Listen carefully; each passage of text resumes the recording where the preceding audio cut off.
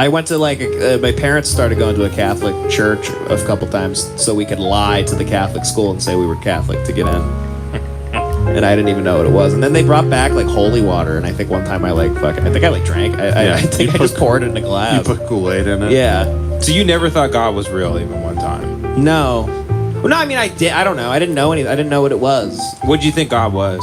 I had no. It never. I just one night had like a bunch of thoughts about how we're not the only, like there's a whole universe and everything, and then I was like, well that, and then I lost my mind. Yeah. And then I was like, well that means there's probably nothing. We're just very small, and that's kind of meaningless. And this is before you watched The Sopranos.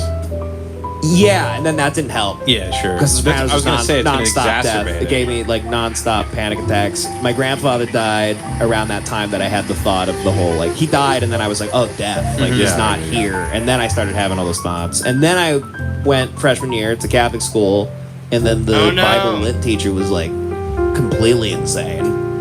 And every day, he would, like you guys just said, like we'd go over stories, and it was just like nonstop, like rape and all this shit. And he showed us like Passion of the Christ, and I don't like Jesus or any of that. It's just like a weird and annoying to me. I hate all those times. I hate that whole era. Those times, you know, it's just dusty and stinky and weird, and I just don't care. It is stinky. I have nothing to do with it. The pages themselves are stinky. I hate it. He would like bring in like a fucking. He one time he brought in like a cum rag, and he'd be like, "You see that? That's Jesus in it in my cum." It was just like some like WD-40 on a rag. He's like, "It's the Shroud of Turin." Oh, that's so sorry. And he had like a chameleon in the class, and we would all just torture it. Yeah, you guys flip the crucified aquarium. Yeah. So if you had to be one religion, then what would you be?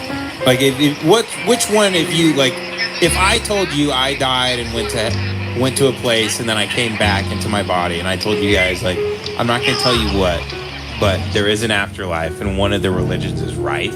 I would assume it's Jewish in Israel. Yes. Israeli Jew. I'm like, how do they get that much funding? God's got to be Right. God's got to be pulling some strings. You might be right. Yeah. No, I don't go with that either. Because if there is a God, he should just let everybody in. You shouldn't have to like play a fucking. You shouldn't have to like play a side. Like gamble and see which religion's right. Devin's actually right about that. Yeah. Because if he is that evil to like not let people in just because they didn't know, why would he think we believe? It's crazy. He's insane to think we believe. That's right. Devin's making a lot of good. And this is, by the way, this is also what Oprah Winfrey and all those people say. What? They all say this. I hope there's an afterlife. They all say like, oh, there's many routes and many ways to get to the. Yeah. But she's drinking adrenochrome at like, fucking Mandalay Bay or whatever they call it. Like even Satanism could be one of the Even many if ways. I worshipped Moloch, I could also go to heaven. If I chopped a baby into pieces and ate him, I could go to heaven. I hope there's an it's afterlife and retarded. stuff. Yeah, no, I don't like not believe in God. I just don't. It's a waste of time to think about. Yeah. Nothing that happens really makes me feel like there is one. Yeah. But hopefully. Well, Devin, how does it feel, whether you're religious or not, how does it feel to know that you are on stolen land?